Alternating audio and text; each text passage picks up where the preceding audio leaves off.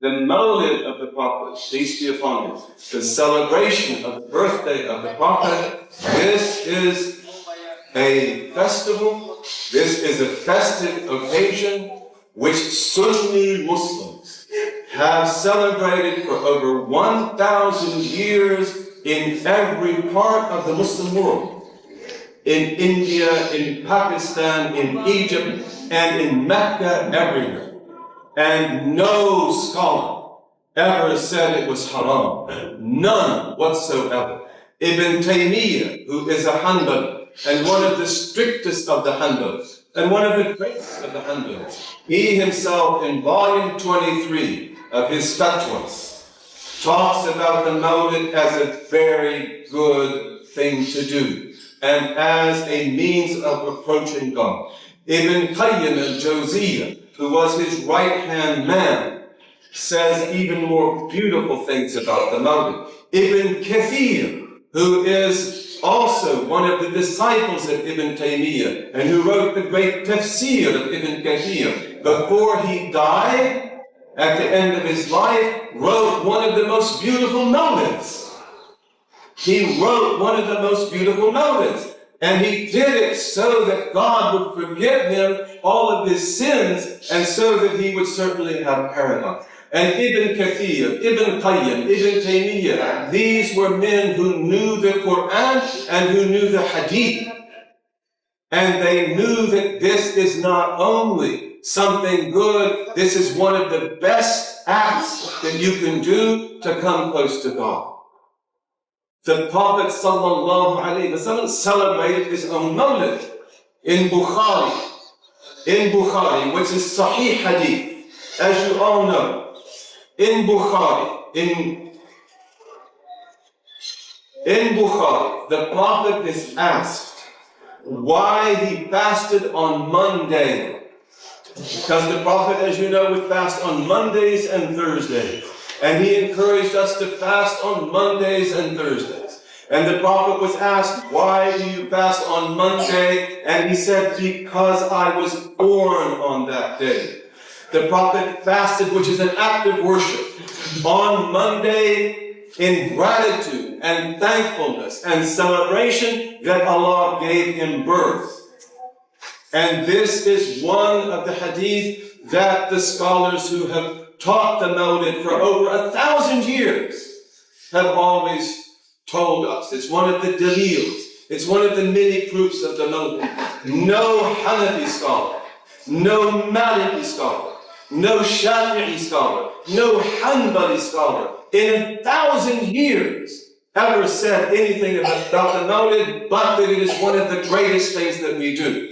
But one thing they would say is that you should not do it only once a year. You should not limit it to the 12th of Rabi' al-Awwal. But you should do it all the time. And the whole of creation takes joy in the birthday of the Prophet. In Bukhari, in Sahih Bukhari, in Kitab al-Nikah, in the book of marriage, the Prophet tells us that Abu Lahab, his uncle, who opposed him and who hated him, his uncle Abu Lahab, and who went to hell, Tabbat yada Abi Lahab wa tab, that Abu Lahab, on every day that is like a Monday, God lessens the punishment of Abu Lahab. Why?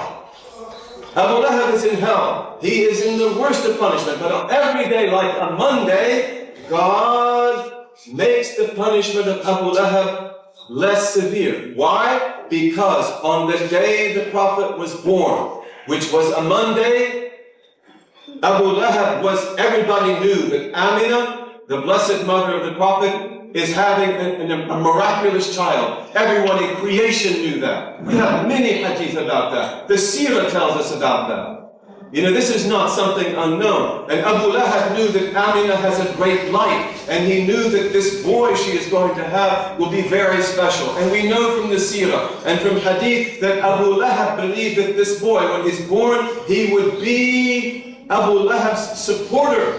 And he would make Abu Lahab and his whole cult of idolatry rule over all the And when the news came to him of the Prophet Muhammad's birth on a Monday, the slave girl, Thawbiyah, who brought to him that news, he was so happy that he freed her. And in the Hadith in Bukhari, the Prophet says, sallallahu alayhi wasallam, that God makes every day that is like a Monday go easier for Abu Lahab because he freed Thawbiyah on the Monday because of the birth of the Prophet. Al-Abbas, another of the Prophet's uncles, like Abu Lahab, like Hamza. Al-Abbas wrote poetry about the Prophet's birth. Al-Abbas is one of the sources of how we know what happened, when the Prophet was born. This is again in the Sahih. This is not something that you make up. Al-Abbas had poetry about the Prophet's Mawlid, and he would recite it to the Prophet, and the Prophet loved that. Aisha, the wife of the Prophet, sallallahu alayhi wasallam, the beautiful one, Aisha al-Humayra, the fair lady, she memorized all the poetry of Hassan ibn Thabit, all the different poets that was about the ta'zeem of the Prophet, the greatness of the Prophet, the glorification of the Prophet, the birthday of the Prophet, and she would recite it to the Prophet, and he loved it. So where are these teachings coming from? Who is saying this? These are not Sunnis. And I know that this will offend them deeply, but it is the truth and it has to be said. They have an innovation. They are people of innovation. They are not Hanafis, they are not Malikis, they are not Shafi'is, they are not Hanbalis. And many of them are very sincere. And I know them very well. I taught them for 26 years. So what are you going to tell me? I know them better than they know themselves. Most of them are new Muslims. Most of them are reverts. Most of them are people who don't know the deen at all. But they read a hadith and then they go tell people this is bid'ah, this is bid'ah, this is haram. They never study the scholars. They have no ijazah. They have no ibn. They don't know Arabic. They don't know usul al-fiqh. So those among them who are sincere, they need to learn the truth and stop dividing our communities. And stop destroying our communities, and begin to do good, and begin to build, and be humble. Learn to know how much you know and how much you don't know. And then, inshallah, Allah will bless us. But the Mawlid is a very great thing. And our scholars have consensus on that. Ijma' is one of the proofs of this religion. We have proofs in Quran, we have proofs in Hadith, we have proofs in the Seerah, we have 1,000 years of history, and not a single Imam ever said this was haram. And the same thing with the ta'zeem. The whole creation stands up in the ta'zeem of the Prophet. If the Prophet were to walk, if the Prophet were to walk in this room, you wouldn't stand up to greet him? This is not shirk, this is not worship, this is just feeling the greatness of this man who was the greatest human being who ever lived and who ever existed. So there is a lot to say about that. But the Mawlid, technically speaking, is a type of dhikr. It is a type of dhikr. It is a dhikr in which we mention the birth of the Prophet because his birth is such a great event. It is one of the cosmic events of creation. He himself celebrated it. He himself celebrated every week, every Monday, sallallahu alayhi wasallam. And any dhikr that mentions the birth of a prophet is called a Mawlid. Surah Maryam is a Mawlid. Surah Ali Imran is a Mawlid. They tell us about the birth of Jesus. They tell us about the miracles of the birth of Jesus. They tell us about the birth of Mary. They tell us about Zechariah and the birth of John the Baptist. These are amazing things. Allah put signs in the birth of the Prophet. They tell us the Mawlid of Moses. And they tell us how when Moses was being born, Pharaoh went out to get all the children of Israel and to put them to death because he knew from the astrologers and from prophecies that this boy would destroy him and take his kingdom.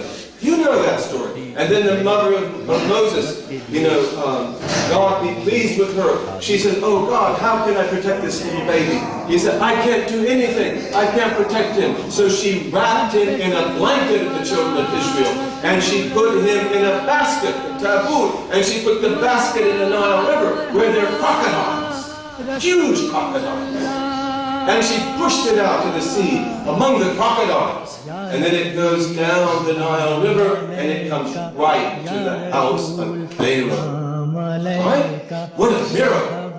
What a tahaddi. And then Pharaoh sees, this is Pharaoh didn't have it. Pharaoh sees, this is an Israel born. And maybe he's the one. He's right here. And Asiya, who is his wife and who is a perfect woman, according to the hadith of the Prophet ﷺ, Asiya, she says, no, maybe